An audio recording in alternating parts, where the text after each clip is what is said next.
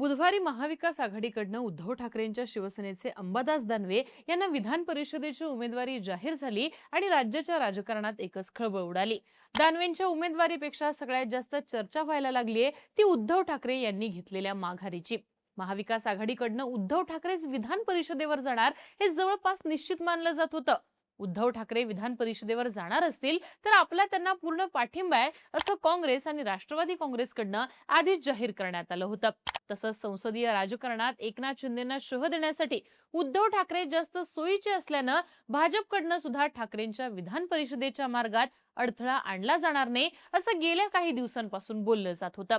पण उद्धव ठाकरेंनी मात्र अंबादास दानवेंना विधान परिषदेवर पाठवण्याच्या घेतलेल्या निर्णयामुळे मोठं आश्चर्य व्यक्त केलं जात आहे। उद्धव ठाकरे आता संसदीय राजकारणातनं बाजूला होणार का? अंबादास दानवेंच्या विरोधात महायुती उमेदवार देऊन निवडणुकीत मोठं आव्हान उभं करणार का? आणि काँग्रेस आता नेमकी कोणती भूमिका घेणार असे अनेक प्रश्न आता उभे राहिलेले दिसतात। पण उद्धव ठाकरेंनी विधान परिषदेच्या निवडणुकीतनं माघार घेण्याची नेमकी कोणती कारणं असू शकतात? मोठी झेप घेण्यासाठी उद्धव ठाकरे एक पाऊल मागे आलेत का? पाहूयात आजच्या व्हिडिओतनं। नमस्कार, मी आरती आणि तुम्ही बघताय बोल भिडू। उद्धव ठाकरेंनी विधान परिषदेच्या निवडणुकीतनं माघार घेण्याचं पहिलं कारण सांगितलं जात आहे ते म्हणजे आदित्य ठाकरेंकडे नेतृत्व देण्याचं। उद्धव ठाकरे आदित्य ठाकरेंवर पक्षाच्या कार्याध्यक्ष पदाची जबाबदारी सोपवणार। येत्या 19 जूनला शिवसेनेच्या वर्धापन दिनी आदित्य ठाकरेंची ठाकरे गटाच्या कार्याध्यक्षपदी निवड करणार अशा बातम्या काही दिवसांपूर्वीच आल्या होत्या। याबाबत बोलताना संजय राऊतांनी सुद्धा सूचक विधान केलं होतं। उद्धव ठाकरे सुद्धा कालांतराने पक्षाचे कार्याध्यक्ष झाले होते। जर आदित्य ठाकरेंचं नाव पुढे येत असेल तर त्याचं स्वागत केलं पाहिजे। पुढचं राजकारण तरुणांच्या हातात गेलं पाहिजे।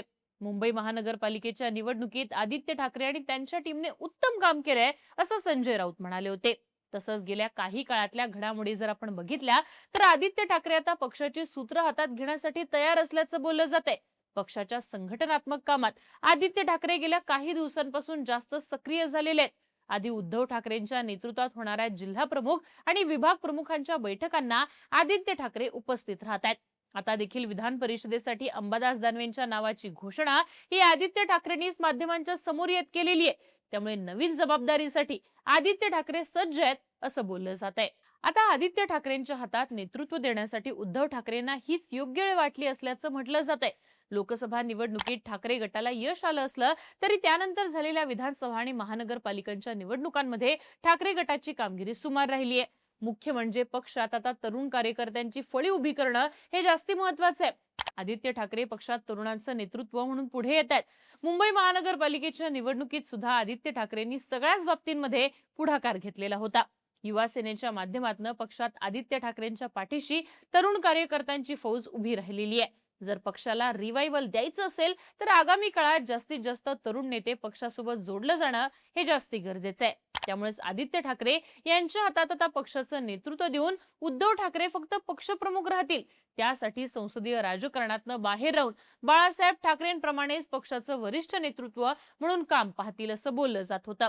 आता दानवेंना विधान परिषदेवर पाठवण्यामागे ठाकरेंचा हाच फ्युचर प्लॅन असल्याची चर्चा होताना दिसतीये। उद्धव ठाकरेंनी विधान परिषदेवर न जाण्याचं दुसरं कारण दिसतं ते म्हणजे पडद्यामागे राहून भाजपशी तडजोड करण्याची खेळी। बाळासाहेब ठाकरे यांनी संसदीय राजकारणात कधीही सक्रिय सहभाग घेतला नाही, पण पक्षाच्या संपूर्ण निर्णय प्रक्रियेत शिवसेना प्रमुख म्हणून त्यांचा निर्णय अंतिम होता। कोणत्याही पक्षासोबत युती किंवा आघाडी करण्यात त्यासाठी योग्य त्या वाटाघाटी करून पक्षाला जास्तीत जास्त फायदा करून देण्याचं काम बाळासाहेबांनी केलं। बाळासाहेबांनी निर्माण केलेली शिवसेना भाजप युती 2019 मध्ये तुटली।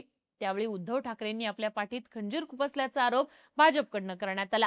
पण 2022 मध्ये झालेल्या पक्षफुटीनंतर भाजपने एकनाथ शिंदेंना जवळ करून ठाकरेंचं राजकारण संपवण्याचा प्रयत्न केल्याचं बोललं गेलं।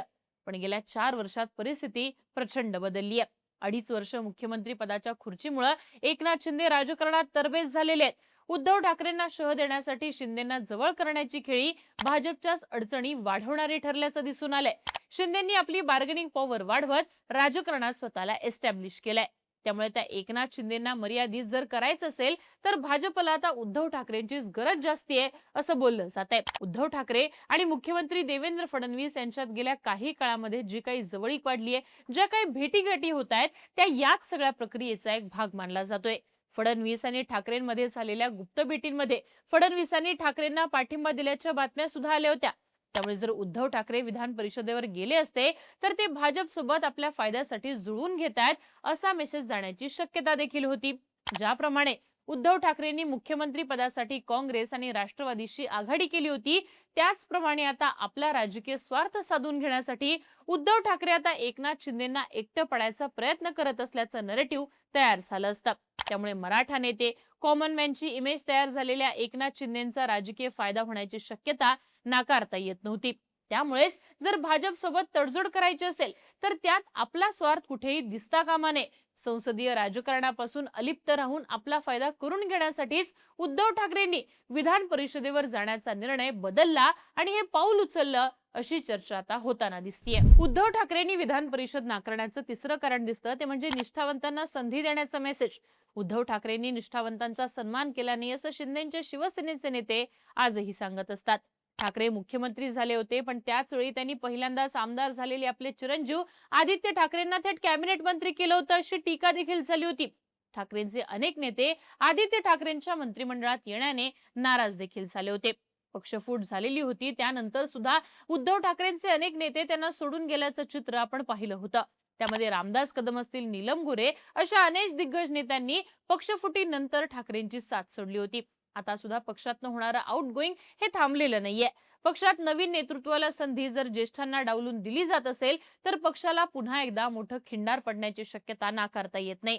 आता अंबादास दानवे हे जरी उद्धव ठाकरेंचे विश्वासू नेते मानले जात असले तरी मुख्यमंत्री देवेंद्र फडणवीस यांच्याशी असलेली त्यांची जवळीक ही काही लपून राहिलेली नाहीये. त्यामुळे आगामी काळात पक्ष पुन्हा डॅमेज होऊ नये यासाठी ज्येष्ठांना सोबत ठेवणं सुद्धा तितकंच महत्वाचं आहे. त्यामुळेच निष्ठावंतांना संधी देण्यासाठी उद्धव ठाकरेंनी आता विधान परिषदेतनं माघार घेतली आहे असं बोललं जाते. एकीकडे उद्धव ठाकरेंनी माघार घेण्यामागची कारणं शोधली जात असताना दुसरीकडे त्यांच्या या निर्णयामुळे महाविकास आघाडीत फूट अटळ आहे या चर्चा सुद्धा आता व्हायला लागलेल्या आहेत. काँग्रेसने उद्धव ठाकरे उमेदवार असतील तरच आपला त्यांना पाठिंबा असेल असं स्पष्ट केलेलं होतं. पण आता ठाकरेंनी दानवेंना उमेदवारी दिली आहे. ठाकरेंनी काँग्रेसच्या वरिष्ठ नेतृत्वाशी कोणतीही चर्चा न करता हा निर्णय घेतल्याचं सांगत काँग्रेसच्या नेत्यांनी यावरती नाराजी व्यक्त केली आहे. त्यामुळे काँग्रेस सुद्धा विधान परिषदेच्या निवडणुकीत उमेदवार देत ठाकरेंसमोर आव्हान उभं करण्याची शक्यता वर्तवली जाते. तर भाजपकडनं सुद्धा महाविकास आघाडीतल्या या नाराजी नाट्याचा फायदा करून घेण्यासाठी हालचाली सुरू झालेल्या आहेत आणि केंद्रीय नेतृत्व आता आणखी एक उमेदवार देणार आहे अशा चर्चा रंगताना दिसतात. त्यामुळे आता विधान परिषदेची निवडणूक बिनविरोध होणार की दानवेंसमोर काँग्रेसचं आणि भाजपचं देखील आव्हान उभं राहणार. ठाकरेंनी स्वतः उमेदवारी न घेण्याचा घेतलेला निर्णय त्यांच्या फायद्याचा ठरणार की अंगलटी येणार हे पाहणं महत्वाचं असणार आहे. बाकी तुम्हाला काय वाटतं?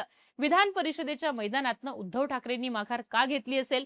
अंबादास दानवेंना उमेदवारी दिल्यामुळे महाविकास आघाडीचा कार्यक्रम गडणार की गाजणार? याबद्दलची तुमची मतं आम्हाला कमेंट बॉक्समध्ये लिहून नक्की कळवा आणि बोलबिडूच्या YouTube चॅनलला सबस्क्राईब करायला विसरू नका.